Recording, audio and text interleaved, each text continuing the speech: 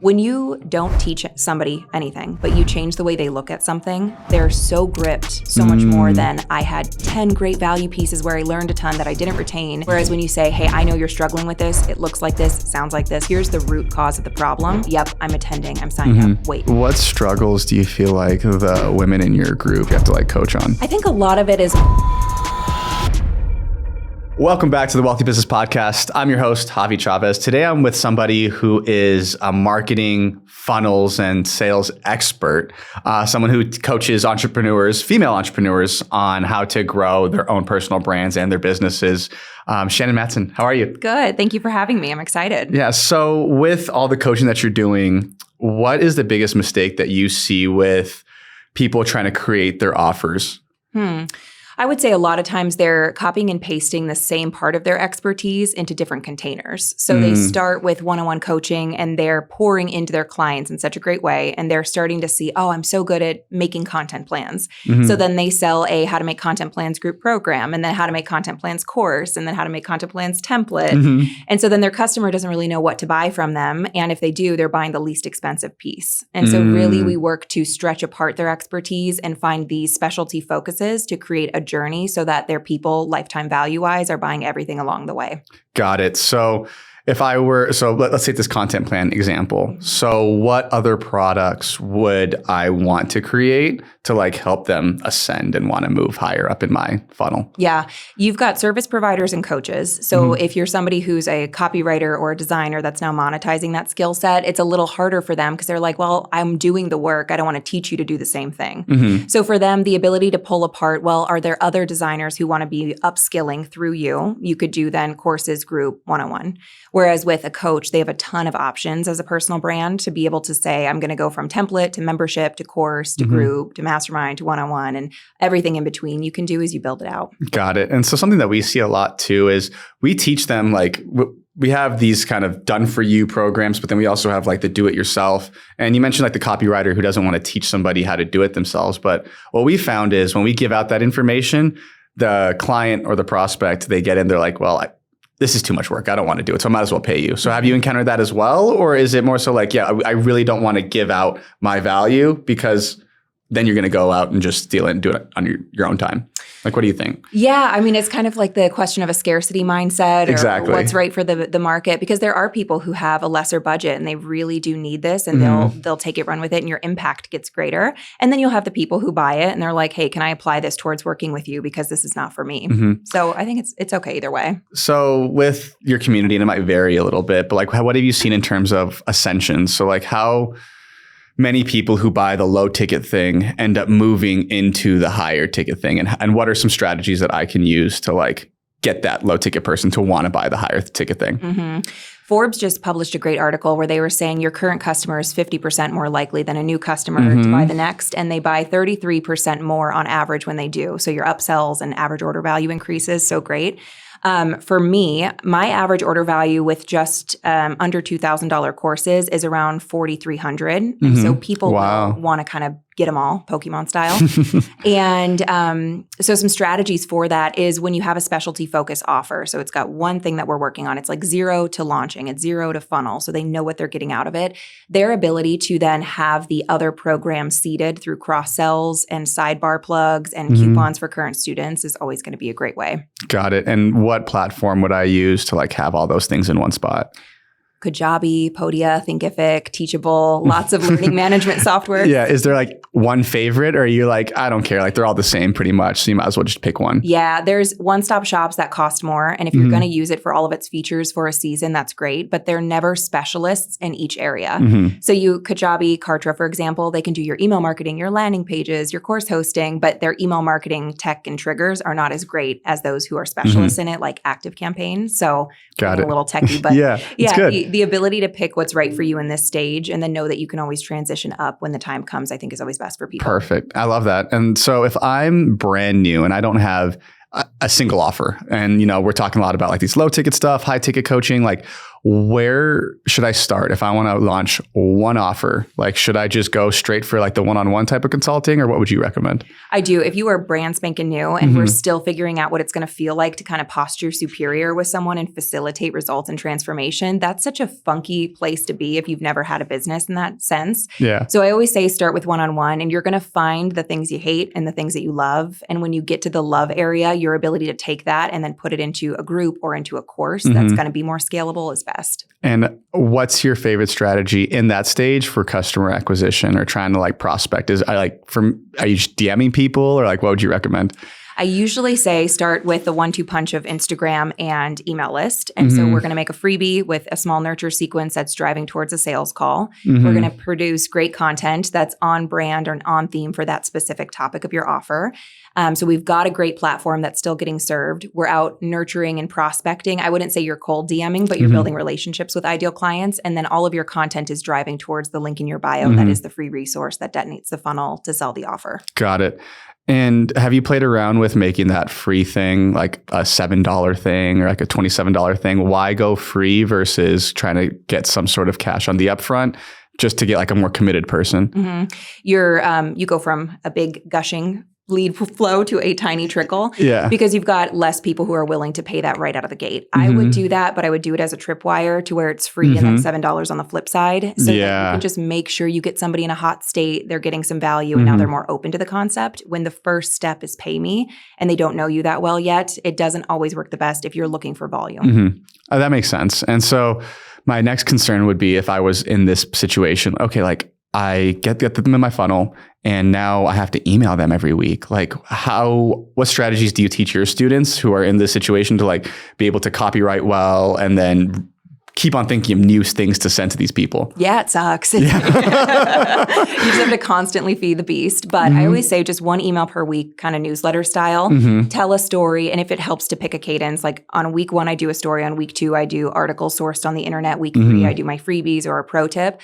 That touch point every week is going to keep them nurtured and thinking of you. And your ability to plug the free resource that detonates the funnel will continually drive them into then the side quest that is towards your offer. Yeah, that makes sense. And for us, I mean, we've been utilizing like AI and ChatGPT quite a bit. So we send out I think it's like 1 million emails a month, if not more. And obviously just to like all of our different lists and all that type of stuff. But we have one girl who does everything. Nice. And she's just, situated her ChatGPT in such a way where like, it sounds like Ryan, it sounds like us because we plugged in so much information in there.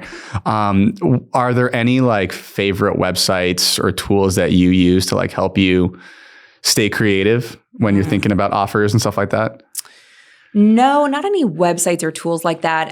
But I do love to listen to marketing teardowns in the pop culture world because it fuses my two loves. And so when I listen to it from that sense, I'm thinking about, how Beyonce's Verizon commercial dropped at the Super Bowl and she took you from TV to phone and like this new world of being able to say, well, people are watching TV with their phone in their hand. So how can you monetize off of that? That's what I love to listen to. And that's where I get little transferability ideas into my industry. Cool. So like what are some other ideas that have popped up recently that you're going to start implementing? Let's see. Well, I just did a piece about Super Bowl commercials, so that's top of mind. So we had that one.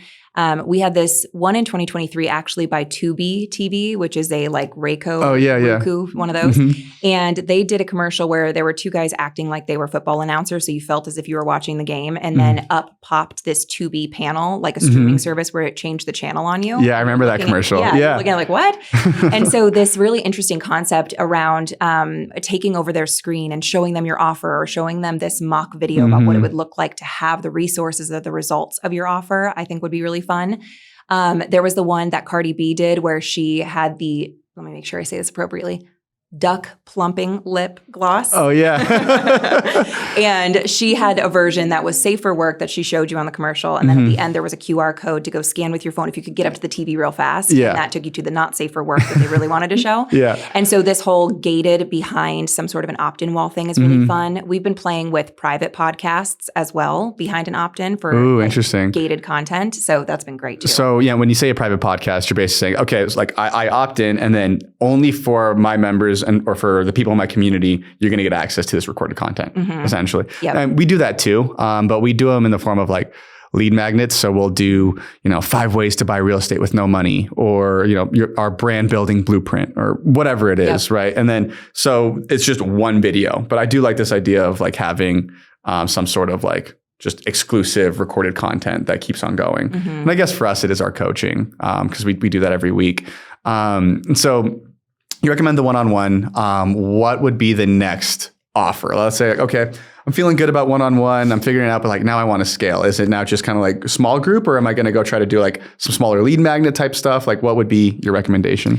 Different per person. And that's where I think it gets to be kind of fun. And that I never want to shoehorn somebody into like, this is your business in a box, because then they end up with a group program and they find out personality wise, they don't want to be, and they would rather do a self-study product. They would rather scale into more of an agency model to where they're hiring more team instead of finding scalability in their offer and going high volume, low ticket versus the opposite. And so the question becomes, what do you ultimately want after you've played around with it for a bit? But it is tough to figure that out until you try different things on. So if somebody's going to do something immediately, all right, I've figured out one-on-one is good. I'm in time for dollars, so I can't get beyond this. What do you think? I would say, let's do the same thing you're doing in group. And then when you get there and you can test that out with one cohort versus some ever enrolling model, you'll be able to figure out what you like and then even courseify that experience so that you can sell it passively. Love it. And for you personally, like how are you acquiring the majority of your customers now? Now, I would say Instagram into a funnel. And what does that funnel look like? Is it similar to what you just mentioned, like free, some sort of tripwire, and then what happens? Book a call? Yep. It is mostly free into a nurture email sequence with another free resource embedded. Sometimes that free resource is a free lesson or nugget from the program. So now it's like, I've seen it, I can't unsee it, I want the rest. Sales sequence with urgency, discount, bonuses into sales page sale. Interesting. So, and what's like the sale at the end? What's the ticket price?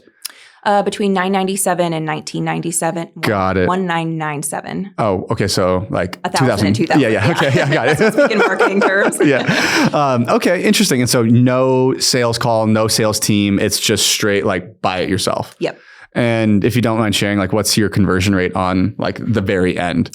So my full funnel, our goal, a standard funnel is between, let's say, 1% and 10%. And a lot of times you're at like 2 to 3, 4 is the goal. So we got to 4 and now we're at 8% conversion. Yeah, so we're loving that.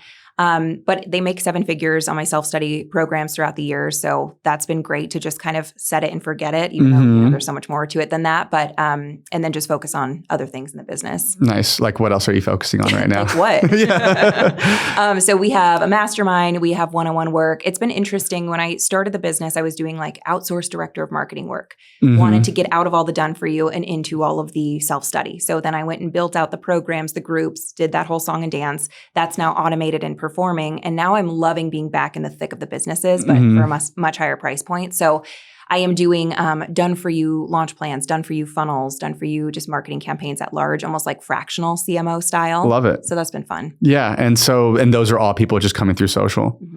So I guess talk to me about like the importance of somebody building their personal brand. So a lot of the people, like they know it's important, but for whatever reason, they're just like afraid to get in front of the camera. Like, what would you say to those people?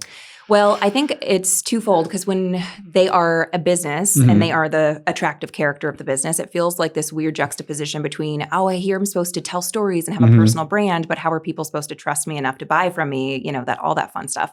So it's like they need to not only trust you as a person and that you have similar values, but also trust your ability to solve the problem. And I think that latter part is where they feel uncomfortable, that they don't want to share too personally and not seem like an authority. So I say when you're sharing on social, it's access, authority, and attitude. And your access is all of that. Show me your life. I want to see your interests. I want to like you so that I know we're going to get along.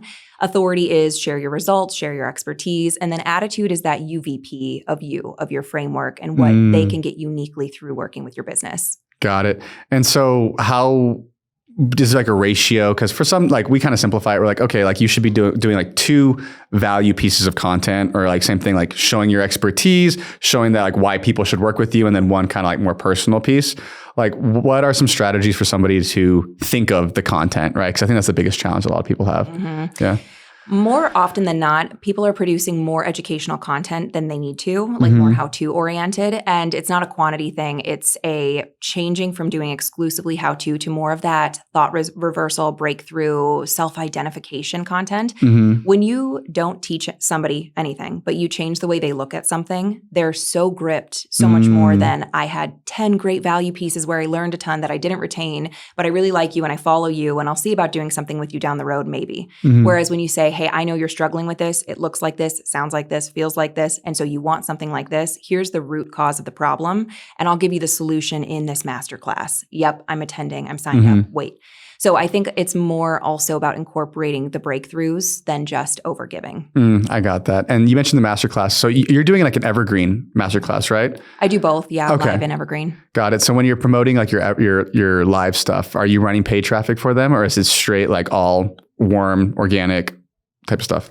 Yeah, it's both. It's both? Yeah. Okay. And so like how much, like what's your average cost per like opt-in on the paid that you're doing right now, if you remember? Well, it's interesting because back before, I guess Apple did their crackdown on privacy, I could put $35K in and get a $350,000 masterclass launch. Like I could just guarantee it one for one like that. And now it's so different in what you're going to see per campaign. So off the top of my head, I'm not sure what our most recent one was, but the juxtaposition has been interesting to play with that roller coaster. Yeah, we teeter between like $8 to $17 per opt-in, depending on like what type of offer we're doing. So for example, we actually just rolled out our very first like true low ticket mastermind, and we're doing all these like little tripwires and stuff. For the last 3 years, we've just been high ticket. It's like either 30,000 or 10. And then this last year we rolled out like our 5,000, which was like low ticket for us. And then, so we just rolled out like our Wealthy You, which is basically $97 a month. You get access to a call a week with Ryan or me or whoever on the team that week.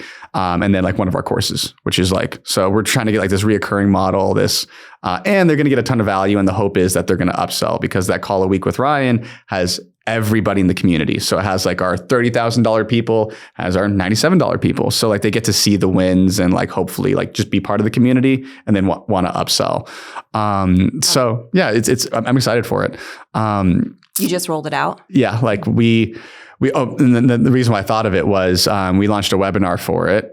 Same thing. We did a little masterclass live training. So we did like a breakdown on like sales, marketing, and then made the offer. But yeah, we spent like 10, and then we had like, I think we had like 500 people on, which is good for us. And then especially because we launched it like within a week. Okay. And then, and great conversion rate. I think we had like a 35% conversion rate out of those people. So like lots of new people in the community. Cool. And it's an easy downsell for our sales team too, because like I would say the majority of our stuff that we do all goes through a sales team. This is the very first time that we've had something low ticket enough to the point where like, okay, we're willing to like just put it out there, except for like our WealthCon tickets. So we have like these big events and people paying maybe between 500 to like 5,000 for a ticket. Like some of those just buy online, but now we have like our $27 books, these audio things. And so it's the first time that we've ever done that. So, have you found as like your sweet spot for like this low ticket? Like, are you just,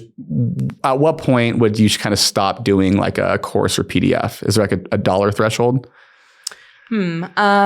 Not necessarily a dollar threshold. I would say it's more if I'm diluting the ability to pay for the larger packages because I'm giving away too much in those, and something needs to kind of get archived or sunset in lieu of the 10 and the 30K experiences, that's when I would make the call. Got it.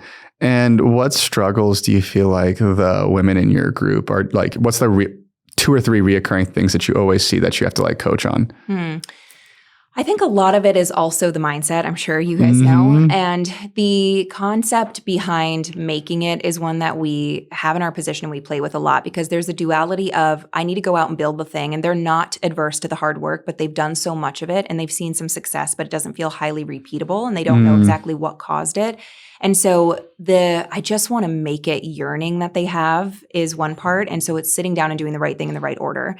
And then the other side of it is this whole entrepreneurs constantly moving the line on ourselves. And so we never feel like we arrived, because when we get to where we wanted to be, the line's so much further ahead. And so playing around with coaching through, all right, this is the highest leveraged order of operations for your business. Let's just focus on this for 90 days while simultaneously celebrating and having some understanding that you're doing the dang thing along the way. That's the number one thing. Yeah. And what you touched on is like so important. And I talk to like a lot of entrepreneurs and the people that we coach. And yeah, like you said, we set the line, we hit it, and then we haven't even taken time to celebrate. So like, how do you celebrate the wins? Or like, how do you take time to, celebrate those things? I'm notoriously bad. I need to take my own advice.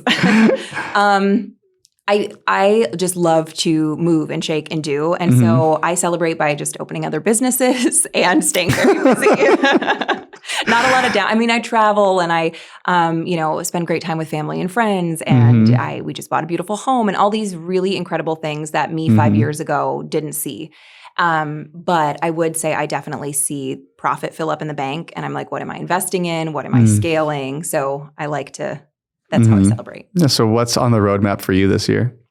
Well, we have our second business, which is called Bungalow Coffee. And fun. Is it like an actual physical location or? Oh, awesome. Yeah. So I've always been a big coffee person. So it's a specialty coffee shop in the Arts District. And that it's been beautiful because the Las Vegas community has definitely like opened their arms to us. We've been 3 years now in March.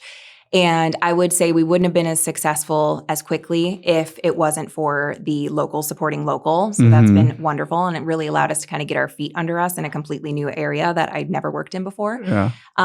But through that, we then got into catering and then got a great relationship with MGM and the Strip properties. So now we're the exclusive or primary specialty coffee for conventions and events and Google and Disney. And we just did stuff for Super Bowl. And so we are super busy in like a offshoot, almost third venture. So talk to me about that process. So what was how did you build those relationships and what did that negotiation process look like to get in there? Yeah, I always say in the very beginning of any new venture, it's the happy to be scrappy area because it is, you are like hoofing the espresso machine and eventually there's a person to help you with that. But we're just, go in there, we're doing the events, we're doing the pop-ups, we're kissing babies, shaking hands and would just meet one great person and then nurture that relationship who would know another great person. And then we did some things for free and for donation and just to get in the right rooms. We did a lot of that for a while. One thing in particular was when we got in with somebody from Aria, we invited their entire event team down to the shop after hours and we brought in our best latte art barista and he's like pouring Aria A's and we're giving them the full menu like it's a tasting board. And that got us our first golf tournament with them, which turned into this, which turned into that. So really a lot of relationships and just doing it the old school way. Yeah, I love it. Because there's no excuse for just like putting in the work, shaking hands, kissing babies, like you said, because that's how people know who you are and, know, like, and trust you. So what challenges have you had with like going into a brick and mortar location versus, everything you've done previously, it sounds like it's been like online in this space. So yeah, what were the challenges transitioning to like this new venture? How much time do we have? Well, we chose for some delulu reason to start this in 2021 is when we opened. We assumed, COVID was over and COVID's over. It's fine. We're good. We bought the space, the lease, et cetera, in November of 2020 and then opened in March of 2021, which was wild. But with all of that to say, it has been inflation was just a fun learning curve and rent and foot traffic. And like we were saying about content, it's great because there's such a juxtaposition that gives me gratitude on both sides. Content feels like a big deal. Oh, there's so much to produce. Oh, it's so hard, yada, yada. But then I have to keep people walking through that door every single day. Yes. And over here, I just have to film a reel and write some value and chat with people. Much easier now. For sure. Then, however, the work that I do on the digital side is very transformative and heady and deep. And I have a lot of responsibility to these women. But on this side, I just got to make you a great cup of coffee. And I just made your whole day. Great. That was easy. So it's been this fun look at not taking yourself too seriously while also valuing the things that are important per business. Struggle-wise, pick a category. I can give you something. Well, let's just talk about the marketing piece, for example, because obviously you've had like a ton of success on this end. What strategies were you utilizing besides, I know we talked about the networking, like how else were you just getting people in the door? Actually, just Instagram. Wow. Yeah, okay. That's and Instagram, were you just getting other like local influencers to show up and, promote, or how particularly were you getting new business? We started with posting content, just a bunch of teaser, what's going to be on the menu, and then taking the whole city on a tour of us testing things out. So they were feeling like a customer before our doors even opened. And then we just started to nurture like wild people. We had everybody on all different times of day who was involved so far.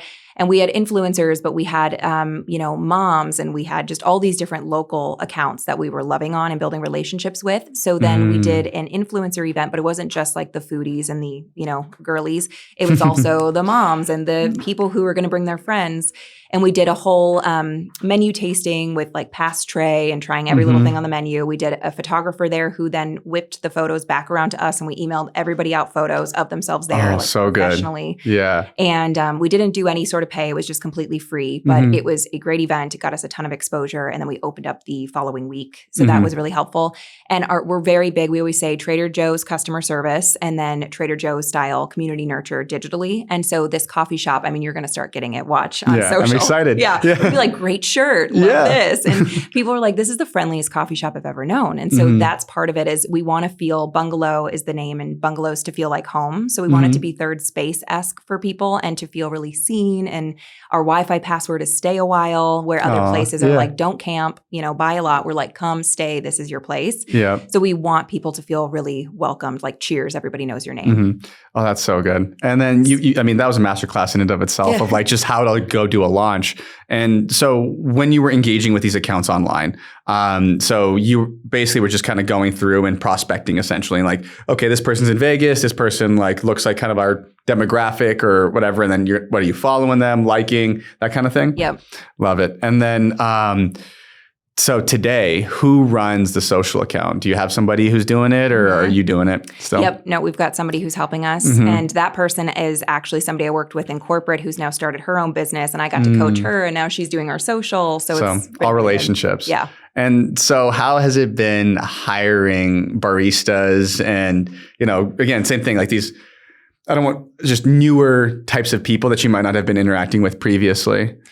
It's a transient industry, and then it's a younger industry. Exactly. That's the good word for it. I was trying to figure out how to say the younger industry. Right? Yeah. And you have a lot of people going to school, and it's a part-time job. So it's actually been one of probably, if I have to pick, it has been my most favorite thing in entrepreneurship is employing these younger people. Yes, they are so funny. They are so clever. To get such an exposure to Gen Z and see the way that they are so sweet, like they're so edifying, and they're really just, their culture at large is very lovely. That's been fun and to pour into them. But yeah, there's some turnover. We also have some good tenure depending on the person. But it's really great vibe. And we hear a lot, like your baristas are some of the nicest in town, which is a part of the culture for us too. So it's been really fun. Love it. And so you mentioned Gen Z. So like, how does somebody market and network? If that's like your target demographic as things are starting to, as they're getting into the workforce and all that, like what tips or strategies can we utilize to market to the Gen Z demographic? Oh gosh, well, TikTok, get on TikTok. Of course, yeah.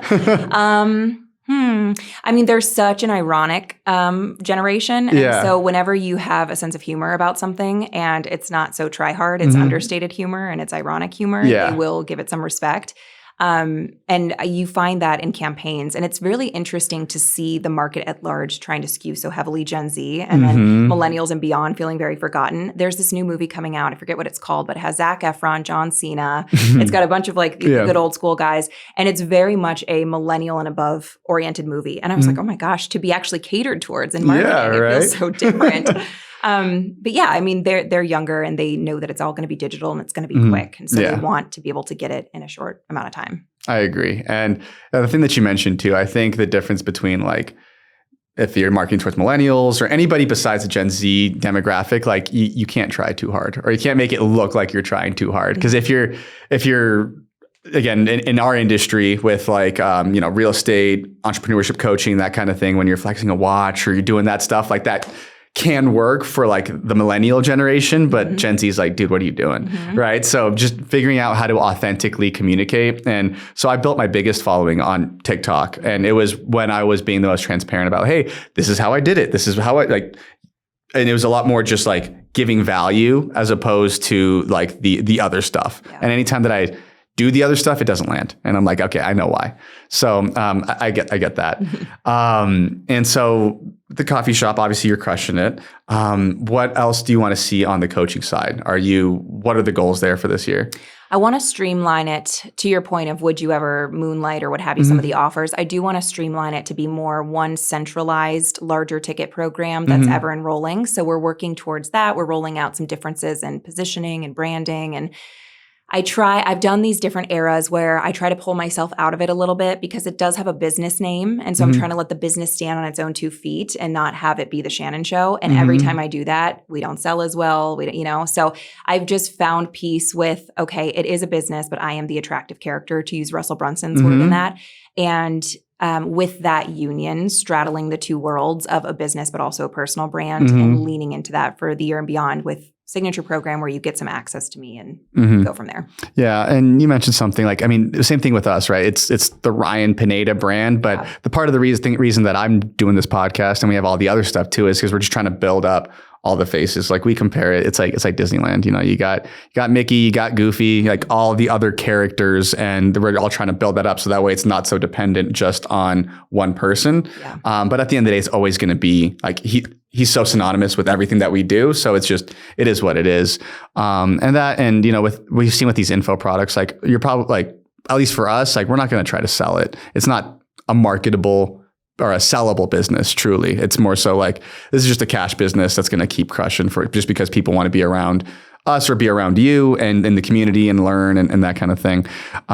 So what does this one centralized offer look like if you can share? Yeah. Yeah. I think there's a lot of support for beginners, and then there's a lot of continued, stay in the fight information. And then there's larger rooms. But I think we're missing, at least in my little bubble of it, something for the mid-stage messy middle that really helps them feel like they can get through. Like everything's a labyrinth right now. And then they turn one way and it's a dead end, or it's just not performing in the way that they want it to. So helping them string through, like, here's the whole right path for you to get to the other side of the maze. And then on that other side, they have things that are systematized, truly scalable, and they're able to turn the volume up where they deem appropriate. Helping them through that is where I'm leaning into. That's so good. And what size is your team on the back end right now? We are 5. 5. Okay. And do you feel like that's like a comfortable spot to be, or are you trying to like scale up quite a bit? I've done more and I've done less. Yeah. And it's a comfortable spot to be. And the people that I have on the team right now are really hard workers and very efficient workers. So we're getting a lot done with 5 of us. But yeah, as it grows, you're going to need more. Yeah. And so when you had more, what were the challenges and why did you need to scale back? It felt like I was trying to turn a cruise ship versus a speedboat anytime we needed to make a decision. And I think we're small enough that we are able to make great money with smaller people or with a smaller team. And so I wanted to then, all right, let me get the infrastructure in place so that we have the bandwidth, or at least I do, to then go out and chase more. And then every decision we were making was so laborious. It was like a slower year, more red tape than what we were doing. So I felt there were a lot of people. It was meetings for the sake of meetings, and there were more conversations that were happening, and let me think about it, let me pass it to this person. And I'm like, we're still sitting on this 3 days later. This should have been 30 minutes. Exactly. So yeah, and maintaining that, because like we're up to like 80 employees now, and so we're trying to like figure same thing. It's like, okay, like how do we pivot and all that stuff, because what we roll out things so quickly. Like for example, this $97 thing, that was an idea 2 weeks ago. And then Ryan's like, all right, we're doing it. So then we get our content team, everybody, and to their credit, they're amazing. They launched it. We're super successful, and we're going to see where it goes. But trying to maintain that like startup / just quick, scrappy culture has been a challenge for us as well. Because same thing, we've gone bigger, we've gone smaller, and like we're kind of like at this sweet spot now, at least with our core leadership and marketing team and all that. We're like, we feel good. And so like, what challenges as a leader have you encountered when trying to like motivate your team or like get them to see the vision that you have? Yeah. Gosh. How much therapy time do we have? Yeah. I would say something I've had to learn for myself has been really stepping them into corrections and being and doing more and not thinking I'm the problem. And so I would see— What do you mean by that? Yeah. Hi, I'm the problem. It's me. Yep. I would see a job not be done well or a deadline missed. And I would think, oh, well, maybe I didn't give enough direction, or maybe it wasn't clear enough, or maybe I over-expounded and they just lost the plot. And I would always find something in me that was the problem and never give constructive criticism. I mean, I would about the actual work, but not about the behavior around the work, because I thought it was my behavior that was impacting that.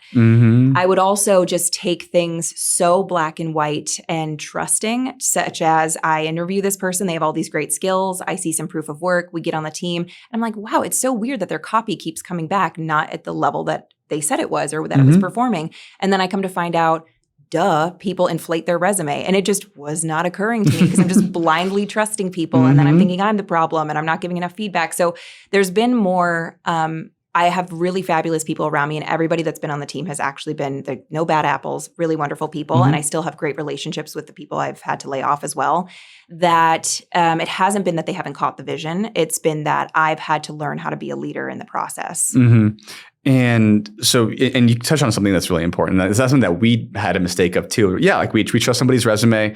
They come in and just not seeing the results. And we're pretty quick to let go of people here now, but there was times where we would just hold on for somebody for like 3, 6, 12 months. And then all of a sudden we're like, okay, like what's the problem? So what strategies now can you utilize to like really feel like you've done everything you could to make sure that this person was successful?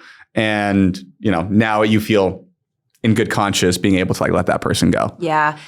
We do more a strong onboarding and a little bit of a slower roll too. It's like study the programs, ask the questions instead of right off into the races. Then we're doing lighter projects, test projects, check-ins, so many more little meetings in the beginning, and then into like 30-day review, 60-day review, a very specific scoring system and categories and KPIs that are less objective, so that I'm not like, am I just in a mood and I'm making this decision, or is this true? And then the human element of it constantly. So being able to put in these, if I'm still going to be, I don't have a leadership team and I'm still the person that you're coming to, I'm still the person who's giving this feedback, I need to be able to create something that's black and white for myself, so I know that I'm not being emotional in this. And so that has really helped me to train them up more, have more meetings, even though it pains me, and then to go back through and say, all right, the numbers aren't numbering, so we have to make a decision. Yeah, that makes sense.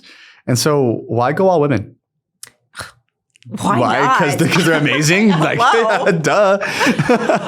No, I hear you. I am very open if there was— I mean, I work with my husband, and so he's great, and that's great energy. It's not like I don't want any guys. And if there was to be somebody who's a great fit, that's also great too.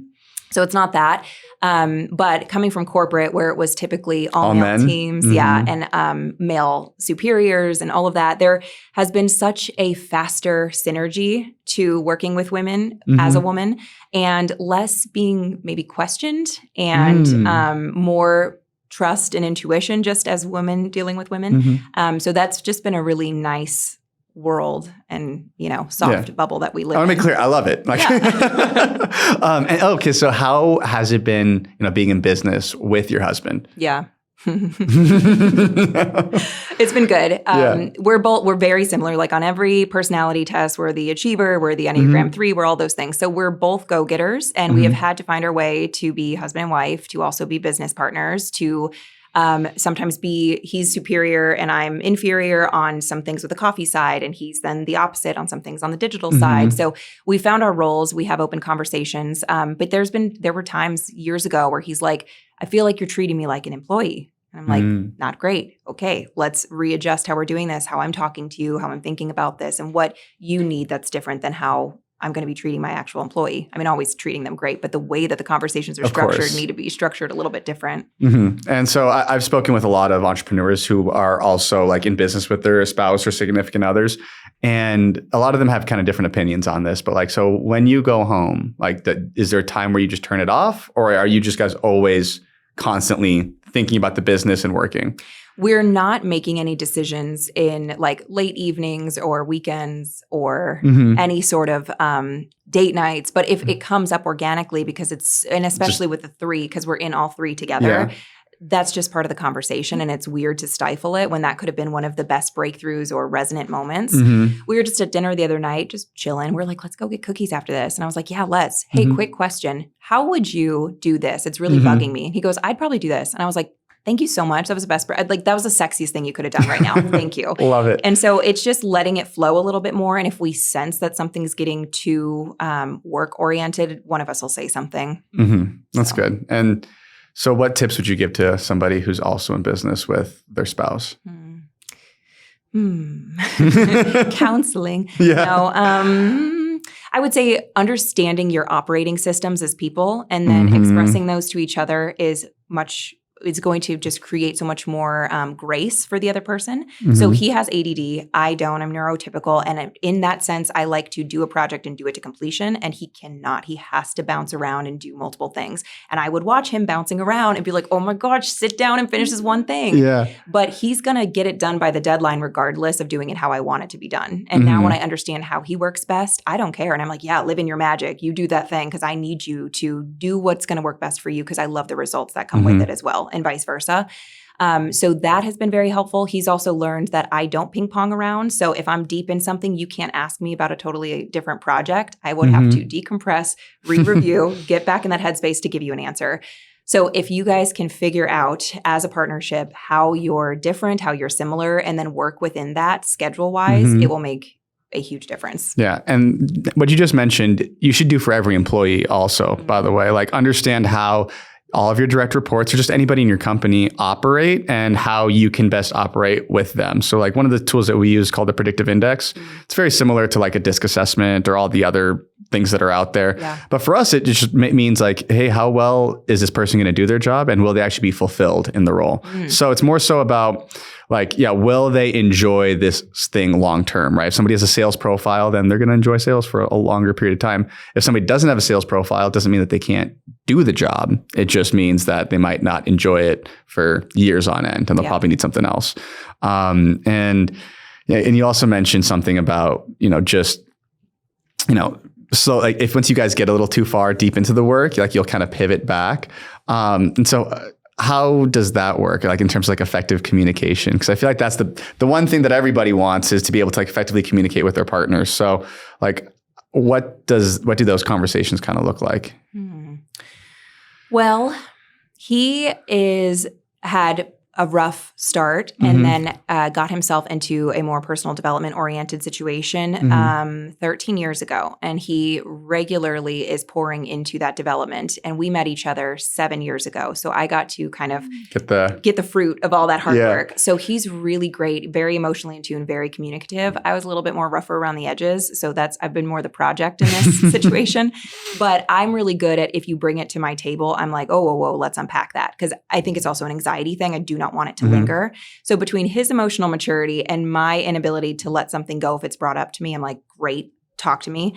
I think we just have a good synergy and approach to it. It's the vulnerability factor and it's just like any sort of rejection. Don't reject somebody emotionally who's trying to bring something to your table. And if it's not a state where you can handle it right now, putting it on the agenda for, can we table this for now and talk about it tonight so that somebody's got a next check-in makes a big difference for us. Love it. And so last question, you've mentioned Taylor Swift twice. Are you like a Swiftie?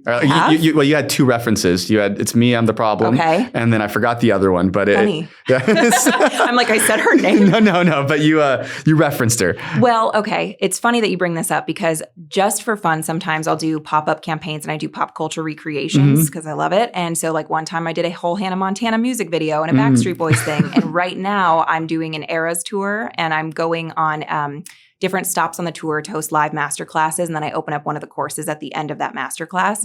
So I currently have been wearing a blonde wig and doing master classes. Oh, no way. So how is it converting? Is it working? It's going great. That's awesome. Just got to keep it fresh. Cool, Shannon. Well, this was super valuable. I think people are going to love this podcast. Where can people find out more about you? Yeah, come see me on Instagram at The Social Bungalow, and I can point you in the right direction. Cool. Sounds good. Thank you. Peace.